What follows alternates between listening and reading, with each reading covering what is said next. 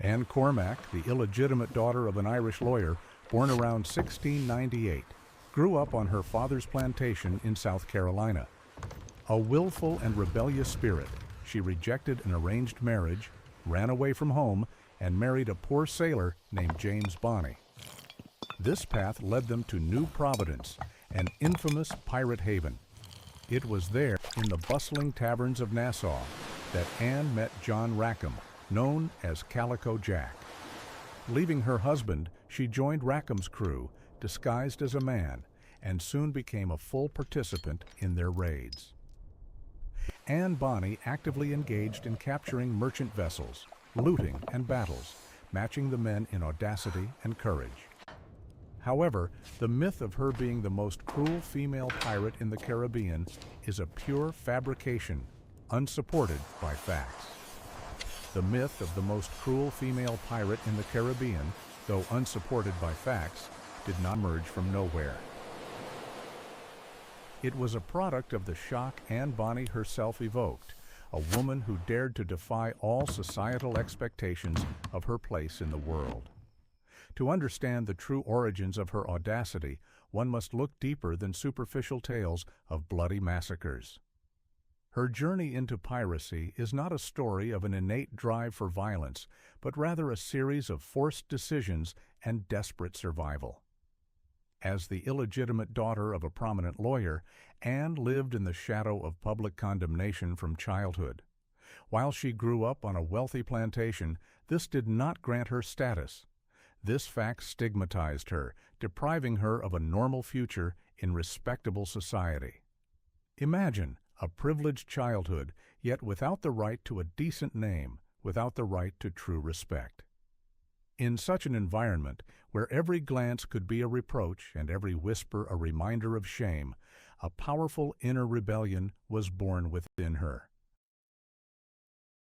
Her refusal of an arranged marriage was not merely the whim of a headstrong girl, but a cry from the soul, a desperate attempt to seize control of her own destiny.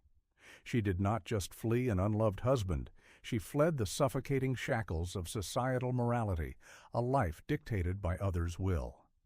Moving to New Providence, the very heart of the pirate world, was a true leap into the abyss. Nassau at that time was no resort town. It was a boiling cauldron of lawlessness, where every day was a test of resilience. There was no room for weakness, for sentimentality. A woman finding herself in this merciless environment faced a choice, either become a victim or transform into a predator. And Anne Bonny, hardened by years of inner resistance, chose the latter. Her encounter with Calico Jack Rackham and subsequent joining of his crew marked the point of no return. She had nowhere to go back to, and perhaps she didn't want to. Disguising herself as a man, she didn't just hide behind another's facade, she created a new self, a persona capable of surviving in a world where her former self would have been trampled. Her active participation in raids, her bravery in battles, this was not a sign of sadism, but a necessity dictated by harsh realities. To be accepted and respected on a ship dominated by men, a woman had to be doubly ruthless, doubly brave. It was this display of strength, so unusual for a woman of that era, that gave rise to the myths of her inhuman cruelty. This display of strength, so unusual for a woman of that era, fueled the myths of her inhuman cruelty. Yet, Anne Bonny was merely one of thousands caught in the maelstrom of events that shaped an entire epoch. The Caribbean in the early 18th century was not just teeming with desperate souls, it was a vast, uncontrolled space, ideal for the flourishing of lawlessness. Great powers, exhausted by decades of European wars, had loosened their grip on their colonies. Spain, France, England, all were engaged in ceaseless battles for dominance, depleting their treasuries and stretching their borders thin. The conclusion of the War of the Spanish Succession in 1713 led to the mass demobilization of thousands of sailors and privateers. These men, accustomed to life at sea, to risk and plunder, suddenly found themselves without work, without livelihoods, and without any social status. Governments focused on the reconstruction of continental Europe simply could not or would not provide for their future. For many of them, the only path to survival, and perhaps to untold riches, remained piracy.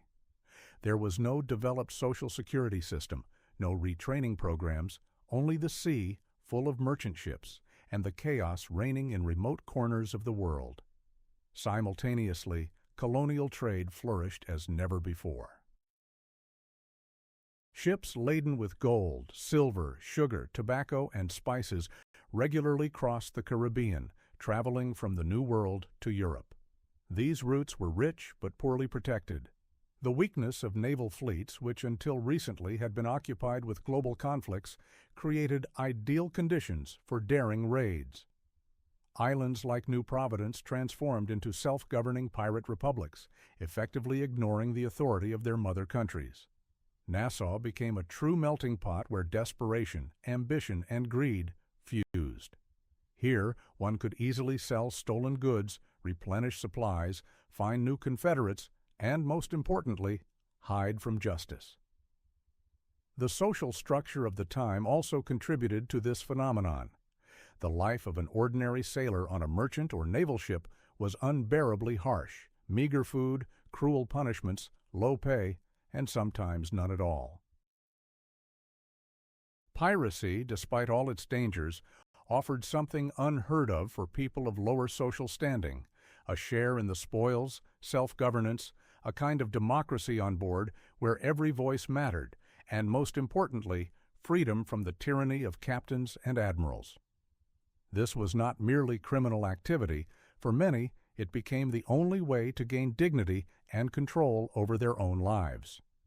It was this macro context, shaped by political turbulence, economic chaos, and profound social inequality, that created fertile ground for the flourishing of piracy and the emergence of extraordinary figures like Anne Bonny. However, while the macro context explains why pirates emerged, Anne Bonny's true drama unfolds in a series of her personal daring acts, the very stunts that ultimately wove a web of myths around her. Her story aboard Calico Jack's Revenge, the ship that became her home, was far from romantic ballads.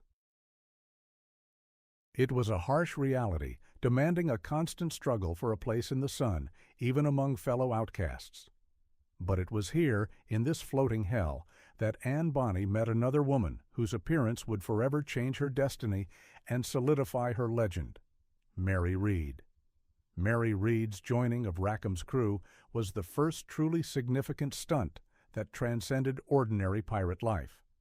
Mary, like Anne, had lived disguised as a man for decades, first in the army, then aboard ships. Her true sex remained a secret to most until one day, during a boisterous pirate celebration, Anne Bonny discovered her secret. This moment could have turned into a disaster, as the presence of a woman, let alone two, was considered bad luck on a pirate ship. But instead of animosity, something else emerged between them: a deep mutual understanding and alliance. Two women, each fleeing her prescribed fate, found in each other not only confederates, but kindred spirits capable of resisting the cruel world of men. Their joint presence on board, their readiness to fight side by side, yielding to no one in bravery, became fertile ground for incredible stories. It was then that rumors began circulating about two ruthless furies who chopped off heads and tore out hearts. Though the reality was far more prosaic, they were simply surviving, demonstrating an unprecedented resilience for their sex. The climax of this pirate epic, and perhaps the most dramatic stunt, unfolded in October 1720. On the morning of the 22nd, as the Revenge lay anchored off Jamaica, they were hit by a barrage of attack.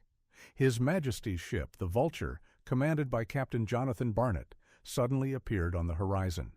Most of Rackham's pirates, intoxicated by rum, were unable to put up a fight. Instead of engaging, they hid in the hold, paralyzed by fear. But Anne Bonny and Mary Read, without flinching, rushed into the fray. The two of them, with pistols and cutlasses, stood on deck, fending off superior enemy forces. Legend has it that Anne Bonny shouted at the hiding men, calling them cowards and threatening to run them through with her sword. This was not an act of sadism, but a desperate attempt to awaken a drop of courage in them. They fought to the last until they were overwhelmed by numbers. This battle, where two women proved far braver than Rackham's entire crew, not only led to their capture, but also definitively cemented their reputation as fearless warriors. This battle, where two women proved far braver than Rackham's entire crew, not only led to their capture, but also definitively cemented their reputation as fearless warriors. Yet how did Anne Bonny, a woman from the upper echelons of society, manage not just to survive, but to earn respect in a world dominated by brute force and male authority? Her true toolkit was more refined than the blade of a boarding cutlass. It lay in her astonishing adaptability and capacity for psychological maneuvering, which allowed her not only to survive, but to dominate. Shedding the shackles of her former status and even her gender, Anne forged a new identity, not merely by disguising herself as a man, but by mentally reconfiguring herself to the brutal rules of the pirate world. She intuitively understood that in this anarchy, the only currency was not origin, but a ruthless will to survive and a readiness to go to any lengths. Her charisma was not the charm of a society lady, but rather an aura of uncompromising determination. Anne Bonny did not play on greed. She demonstrated an equal, if not greater, hunger for plunder and willingness to take risks. It was this equality in risk and the pursuit of gain that allowed her to be accepted into a male-dominated group. She did not need experts to confirm her status. Her own courage on deck, her marksmanship with a pistol, her skill with a cutlass, these served as her credentials. She became living proof that bravery has no gender. Mary Read's presence only amplified this effect. Two women fighting like demons became not just an exception to the rules, but a visual embodiment of absolute fearlessness. They did not intentionally create a buzz. The very fact of their existence and their actions was so shocking and unusual for that era that myths were born organically, fueled by the fear of their enemies and the admiration of their comrades. Their influence on Rackham's crew was not the result of manipulation, but a consequence of their unwavering resilience. They were the ones who didn't hide in the hold, who stood until the very end, and this generated not just respect, but a certain reverence. Thus, Anne Bonny's cruelty was not an expression of sadism, but a carefully calibrated survival strategy. She was an actress on the most dangerous stage, where any display of weakness meant death. Her tricks lay in her ability to exceed expectations, in her readiness to be more ruthless than men, not out of malice, but out of vital necessity. She adapted to chaos, turning it into her element, and ultimately, her personal courage and ability to transform gave rise to a legend that has endured for centuries. Yet any era of lawlessness has its term, and the Golden Age of Piracy was no exception. For a long time, the British Crown, exhausted by European wars, virtually turned a blind eye to the rampancy of privateers and pirates in distant seas. Nassau, that boiling cauldron of anarchy, had become a hotbed of outright criminality, but its existence was, in essence, a byproduct of imperial ambitions and priorities. The Crown was too preoccupied with redrawing the map of Europe to expend resources on capturing a few hundred cutthroats in the Caribbean. This created an ideal environment for those who, like Anne Bonny, sought freedom from rules and the opportunity for quick enrichment. During this period, not only pirates flourished, but also unscrupulous merchants who bought stolen goods, and even some corrupt colonial officials who profited from the chaos. It was their inaction and indirect support that became tacit patronage for the pirate freebooters. However, by 1718, the situation had drastically changed. The end of the wars allowed Great Britain to shift its attention to its colonies, and piracy transformed from a nuisance into a direct threat to the trade routes vital for the growing empire. It was then that a man emerged who became the main antagonist for the entire pirate fraternity, Woodes Rogers. A former privateer, hardened by naval battles and no stranger to risk himself, Rogers was appointed the first royal governor of New Providence. His mission was simple and uncompromising: to eradicate piracy and restore law and order in the Bahamas. Arriving in Nassau with a flotilla of warships, Rogers did not rely solely on force. He brought not only soldiers, but also a king's pardon, an unprecedented amnesty for all pirates willing to lay down their arms and swear allegiance to the crown. This was a brilliant move that split the pirate community from within. Thousands of desperate souls, tired of constant pursuit and unpredictability, accepted the offer, returning to a relatively legal life. But for figures like Calico Jack Rackham, Anne Bonny, and Mary Red, submission meant abandoning the only lifestyle they knew, the freedom they had so desperately fought for. They rejected the pardon, choosing a path of uncompromising resistance. This choice transformed them from freebooters into direct enemies of the crown, sparking a true hunt against them. Woodes Rogers was not just fighting crime, he was fighting the very idea of a pirate republic, and his determination heralded the end of an entire era, condemning those who refused to submit to an inevitable clash with the might of the British Empire. The inevitable clash with the British Empire, predetermined by their refusal of the pardon, resulted in an unavoidable trial for Rackham and his crew. In November 1720, in Spanish town Jamaica, the proceedings began that were to bring their rebellious odyssey to an end.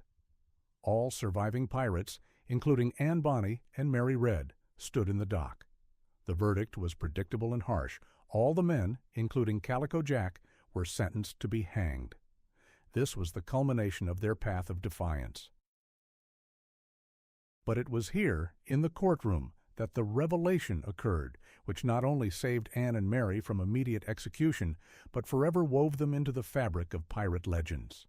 When the judge pronounced the sentence, both women unexpectedly declared their pregnancies, invoking the ancient right to plead the belly, a law that postponed the execution of a pregnant woman until after childbirth.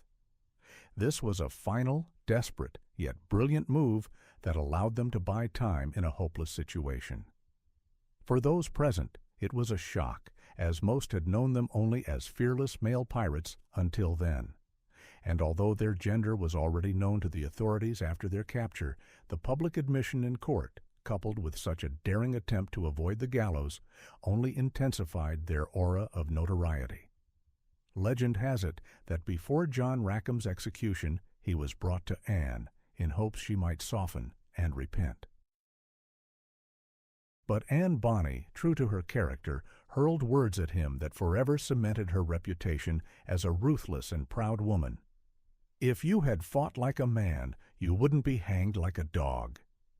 This was not an act of cruelty, but rather an expression of contempt for the cowardice she had witnessed during the final battle. It was a challenge thrown not only at Rackham, but at the entire world that expected feminine weakness from her. After this moment, Anne Bonny's traces vanish. Mary Red died in prison from fever in April 1721, never seeing her child born.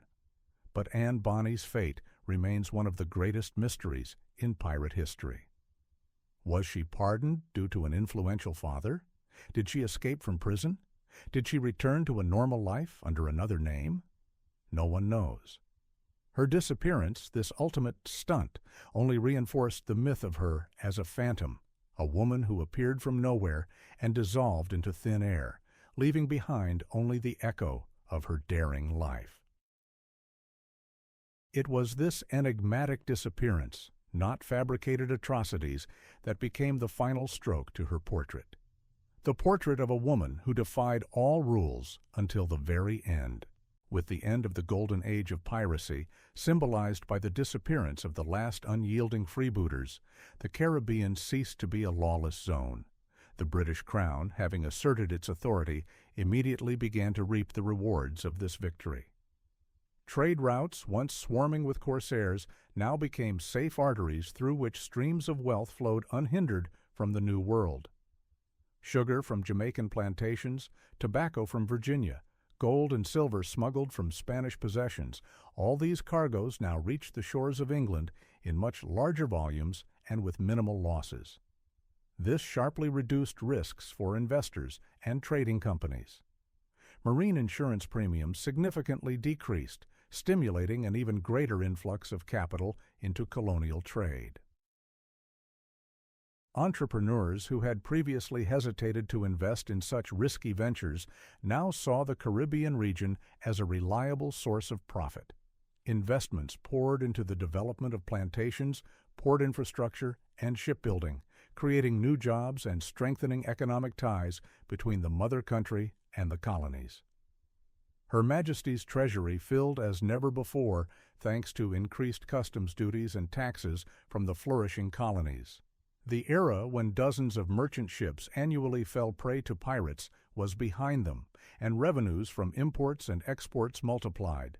The reduction in losses from pirate raids allowed for lower prices on colonial goods in Europe, which contributed to increased demand and further growth in trade volume. Political control over remote territories such as the Bahamas was fully restored.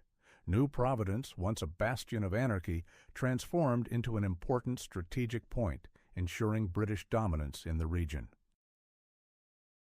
The Crown did not merely suppress crime, it integrated these territories into its imperial economic and political system, solidifying its position in the New World.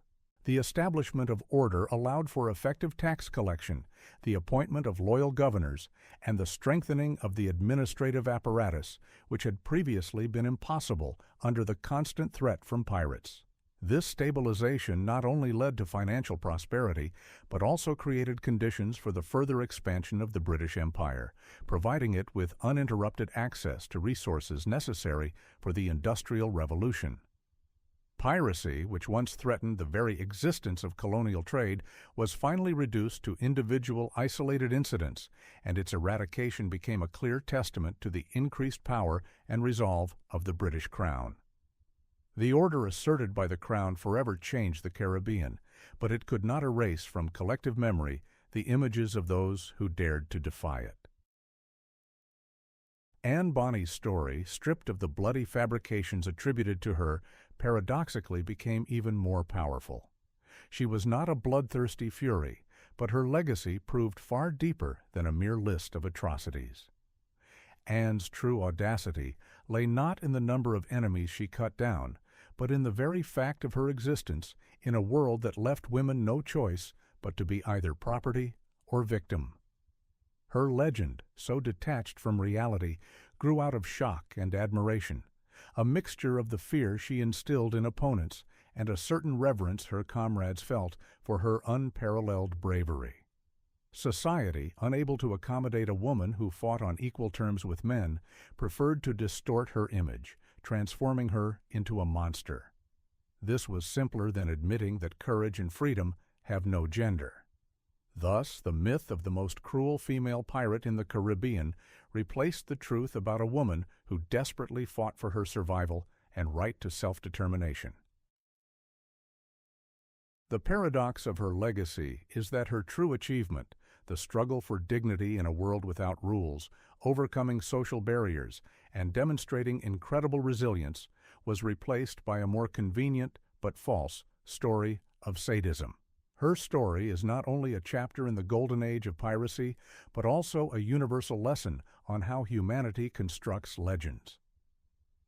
Those who dare to step outside the conventional often become objects of mythologization.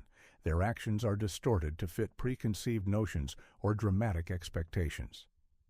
Anne Bonny became a symbol not because she was cruel, but because she was free and fearless in an era when that was almost unthinkable for a woman. Her disappearance only strengthened this mystification, transforming a real person into an eternal ghost of rebellion.